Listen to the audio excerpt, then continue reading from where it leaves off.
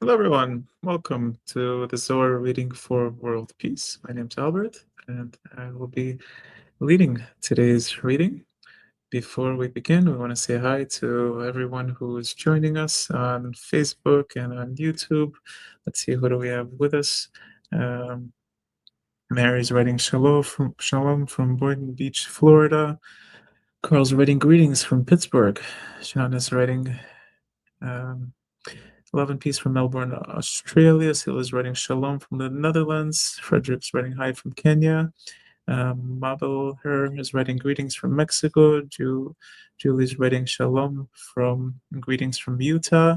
Manzi is writing hello from Brussels. Lisa's writing greetings from the Netherlands. And Patty's writing greetings from Ohio. And Annie is writing shalom from North Carolina. That was just on YouTube. And we also have friends joining us on Facebook as well. Hello, everyone. Welcome. And we are going to start. We have a very special reading today from the introduction to the Book of Zohar, which, as we know, contains like the summation of all the light that's within the actual Book of Zohar itself, and this part that's called the introduction. So before we begin, we're going to watch a little clip from Rav Laitman to help us to set our intention for this reading. Here we go. The measure of connection with the text will come later. You'll start to feel how exciting it is, how inspiring it is, how it makes in a person, it touches his heart truly, the inner heart of a person. And he feels that the Zohar is like, how should we say it? It's like, well, let's say there's a certain writing that someone very close wrote to you, very precious to you, and it fills your life. Well, I don't have words. It's very personal, very intimate. That each time you, let's say, are in some maybe in certain states or certain thoughts or actions, when you return to the Zohar, you feel that it vitalizes you, it revives you, fills you, calms you, kind of caresses you, embraces you, it kind of wraps you. It's a certain,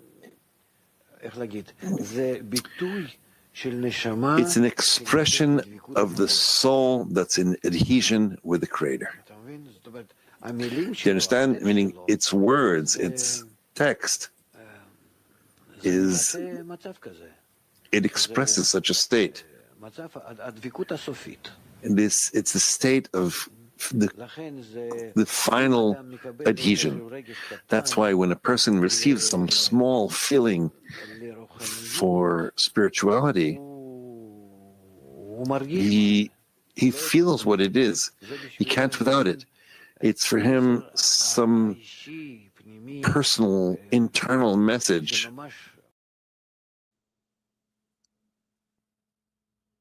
Yeah, it's truly so that the Zohar is written from this state of the end of correction, that the peak of what we're aspiring to do spiritually, um, and it works on us when we read it. We need to set a certain intention for it, but it definitely does work on us. The question is, what is our intention? We're about to start the reading. With what intention are we going into this reading? What do we want to attain from this reading? Because to the extent that we set this intention, we were able to have the Zohar work on us even more and an even stronger influence over us. So let's just take 20, 30 seconds right now to really set our intention. What do we want to get out of this reading right now?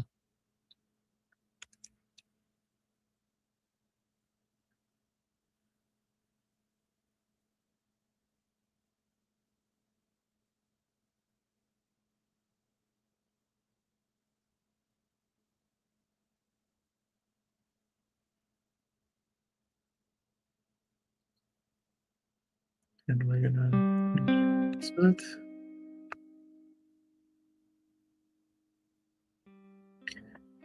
We're reading the section called the Third Commandment. The Third Commandment, 204. The third commandment is to know that there is a great and ruling God in the world, and to properly unify Him each day in the upper Vak, Hagat, Nehi of Zeranpin. Make them one unification in the 6 words of Hear, O Israel, and aim the desire with them upward. For this reason, the word one should be extended to the measure of 6 words. The Zohar says 2 things. 1, we must know that there is a great and ruling God in the world. 2, to properly unify Him each day.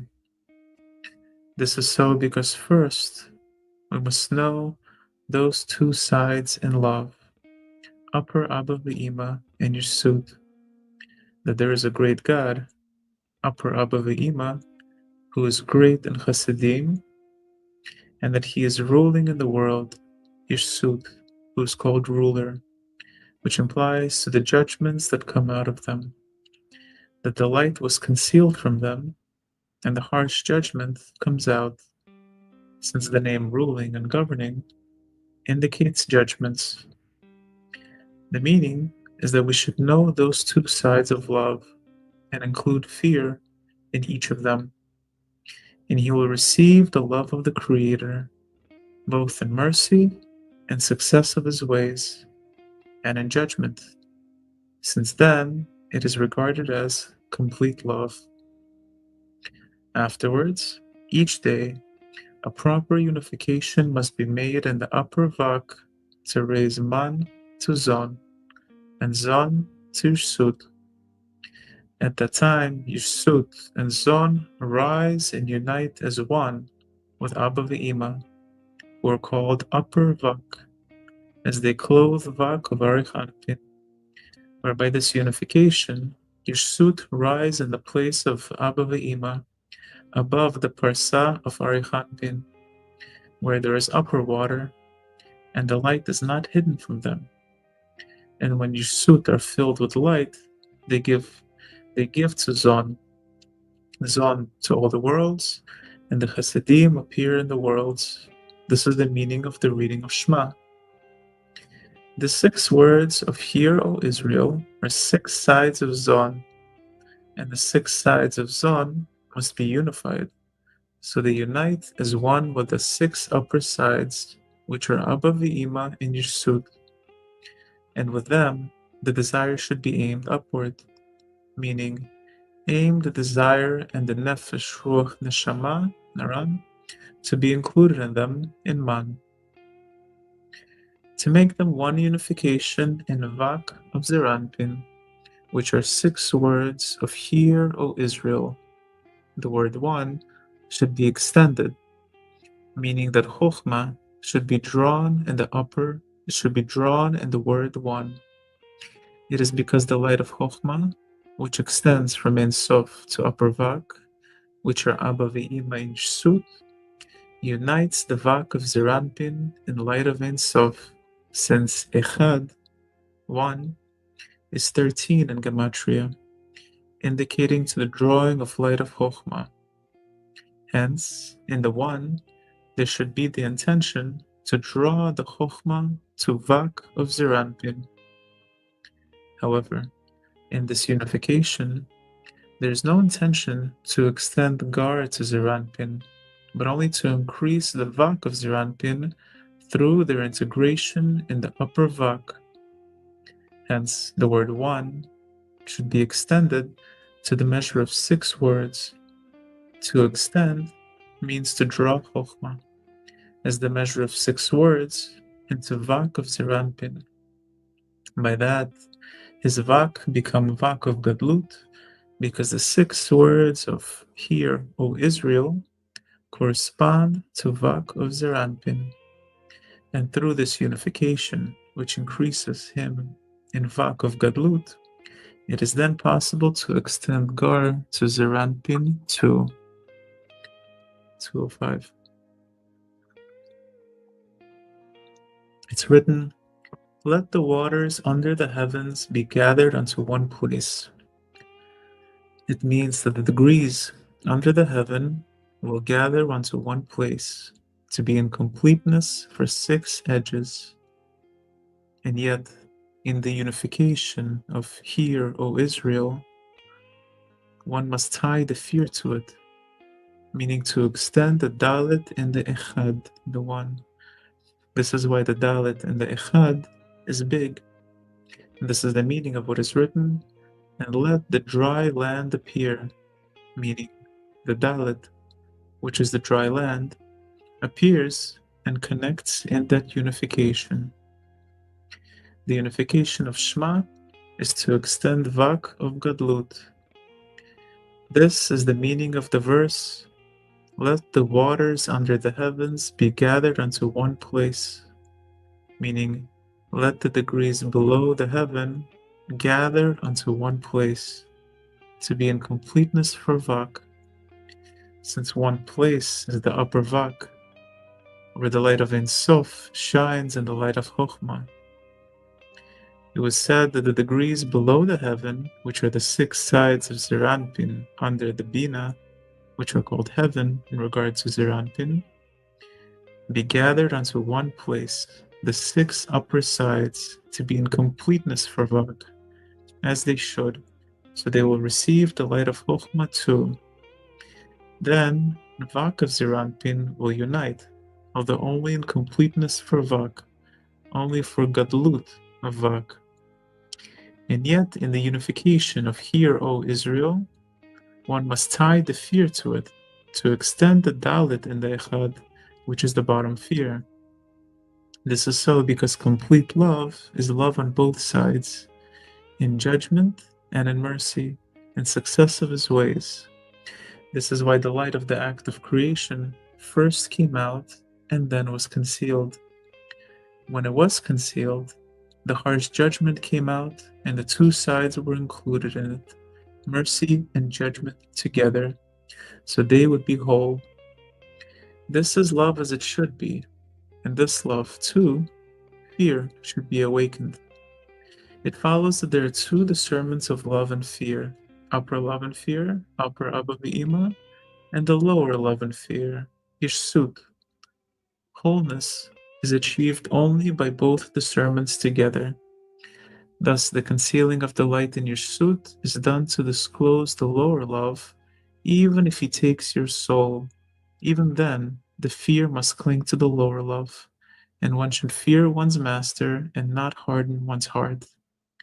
Thus, one has love and fear in completeness and clings to upper Abba V'Ima and to your suit, receiving all the pleasantness and good in them.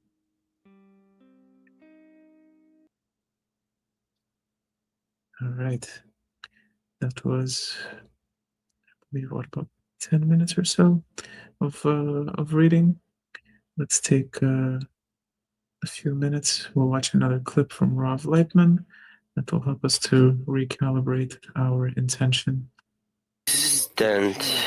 As much as we read the Zohar, even without explanations, without additional commentary, the Zohar itself just works on the person, and we'll see that we're simply talking about this point of connection, point that touches the force of the will to receive and the force of bestowal, which is the creator. And then all of these scrutinies, all these names and terms, together they become understandable, and to that extent I can understand how much I can be connected to the upper force, that myself, by myself, all of the creations, all of them I collect within, and to the extent I exist with them, I bring myself to this merging, adhesion with the Creator, to this point of adhesion we're talking about. It's not just one point. because we're all fragmented. So, and that's called the breaking. And this is the force of the breaking. And so we must connect all of it and understand that all the breaking is only within me, all this incorrection. And I need to connect with everyone as one man with one heart. And then all of this all these wild imaginations that I have within me.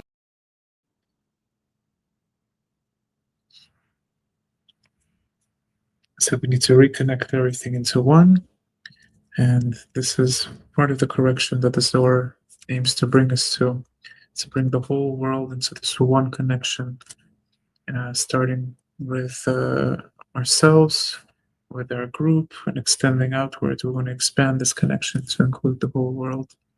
So let's take another 20, 30 seconds to just recalibrate ourselves in the Zohar. What do we want to get out of it? How do we picture this correction in ourselves, this unification, and how do we want it reflected in the world? So again, in the 20 seconds, let's set our intention. We'll continue.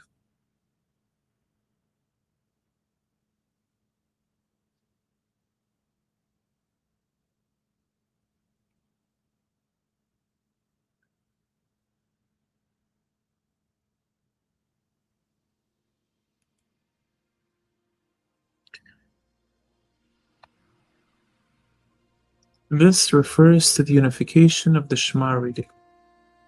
Once he raised the Zon and included them in the 6 upper sides to extend the great love in Zon in the word Echad, which is the light that was created on the first day, in the verse, and God said, "Let there be light." Still, in the unification of "Hear, O Israel," the fear must be connected.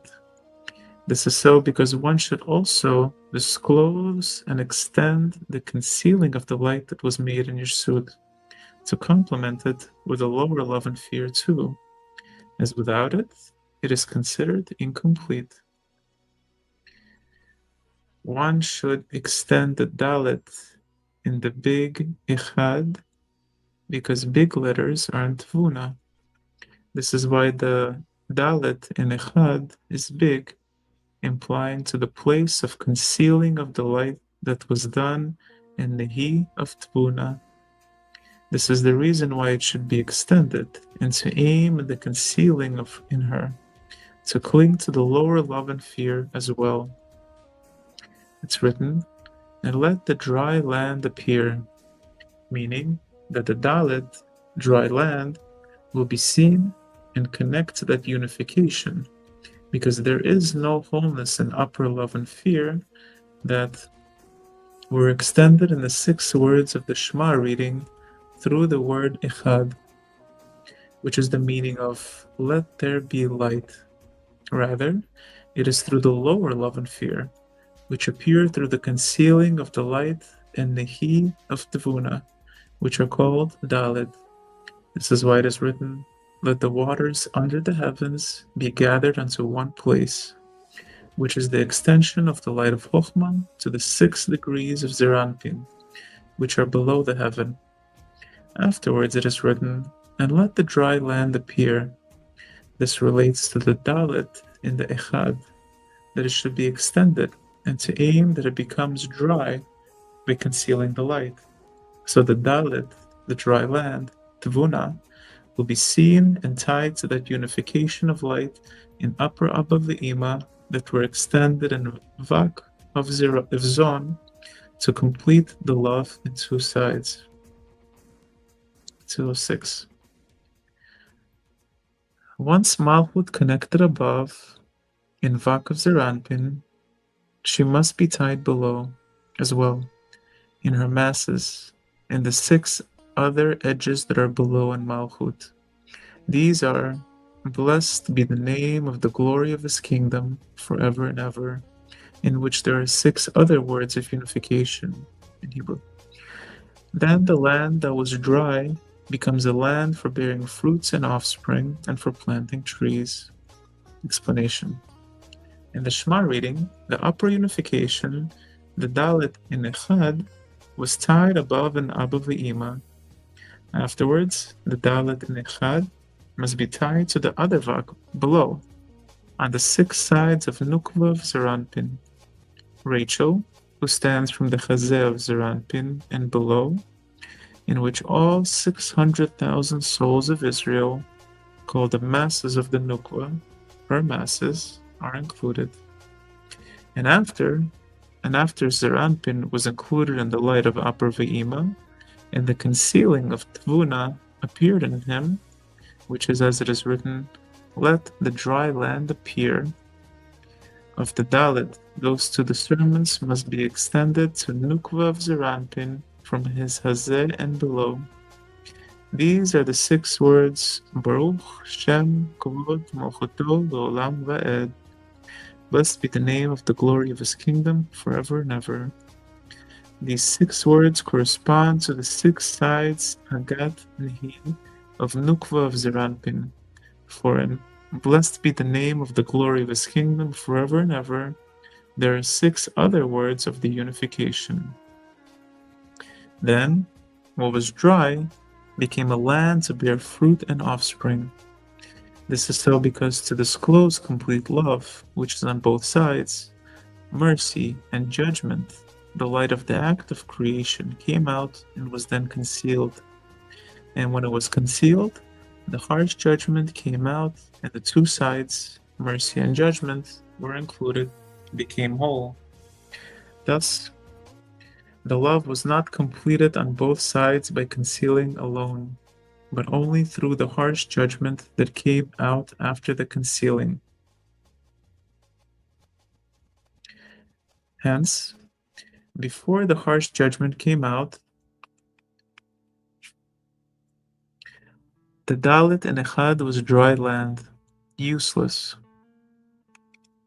Being out of the light by the concealing, the fear was not complete in her either, so she would be corrected with the lower love and fear, which complement the upper love and fear, since the harsh judgment, which is the primary exposure of the lower love and fear, has not yet been revealed, and that harsh judgment is placed in Leah's heels, the place of Rachel's Rosh. This is so because Zeranpin has 2 nukvin, Aramaic for females, from the Chazeh and above, called Leah, 2 from the Chazeh and below, called Rachel.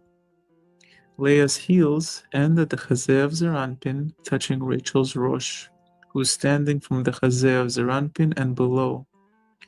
The harsh judgment is at the end of Leah's heels, which touch inside the Rosh of Rachel. Therefore, the harsh judgment operates only in Rachel, since no screen and judgment can disclose its domination, but only from its place and below. It follows that the concealing is not complemented into the degrees of lower love and fear, but only after it is extended to Rachel's place, where harsh judgment operates.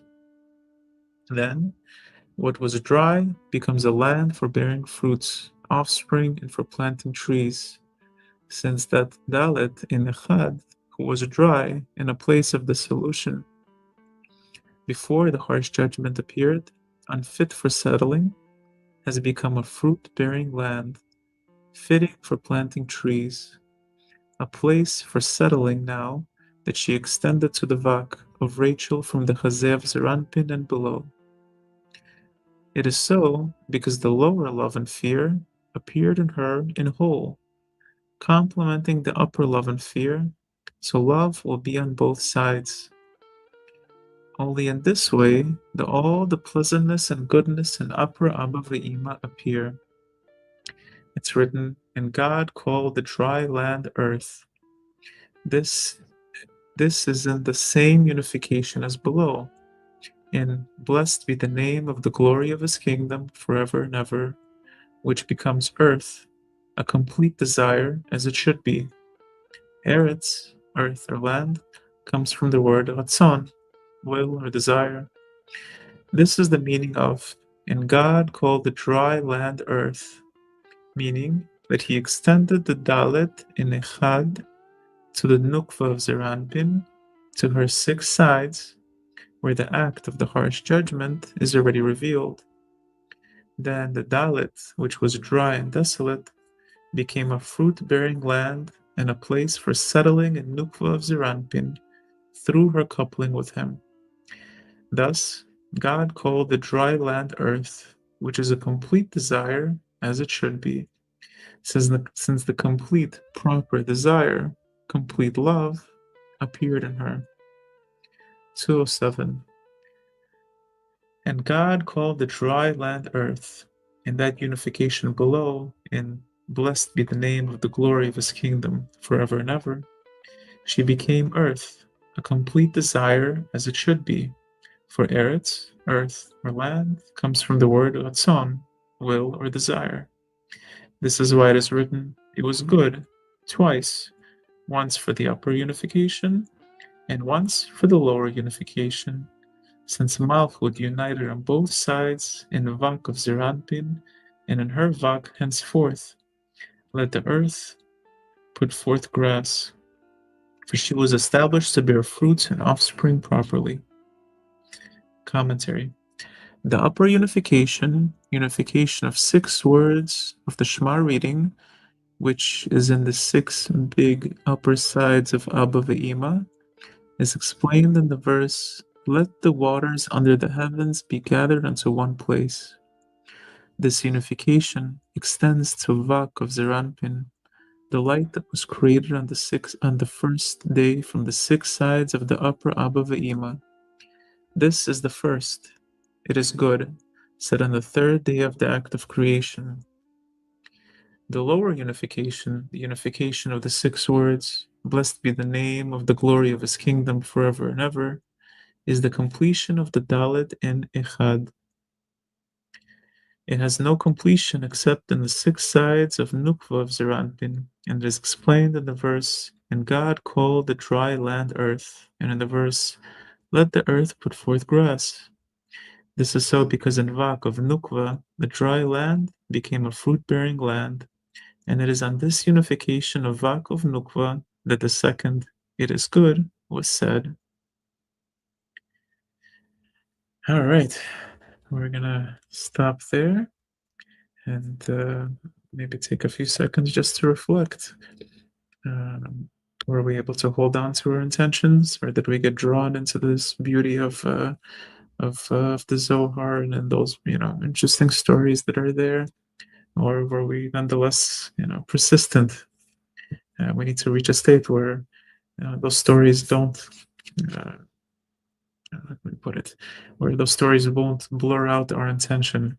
And then despite the stories, we'll have this very strong intention on one hand, and on the other hand, we'll be listening to the Zohar and really just drawing the light through this entire process. So let's just take a few seconds and reflect so that in the future, we'll be able to do this even better. And let's also take a few seconds to see who else joined us since the last time. Robin's writing hi from North Carolina. John is writing greetings from Michigan. John from Detroit. Michael's writing shalom. Michael from Ghana. And then Suzanne is writing hi from California. And then there's a friend, Samuel, writing shalom from Malaysia. And shalom from Indiana. Solomon is writing shalom from New York City. And a friend is writing good evening from Kenya. Hi from the Netherlands. Shalom from New York City. Thank you so much for the reading from Patty and a lot more. Thank you everyone for joining us for this reading of the Zohar for world peace. We'll see you again next week. Until then, be well. Bye-bye.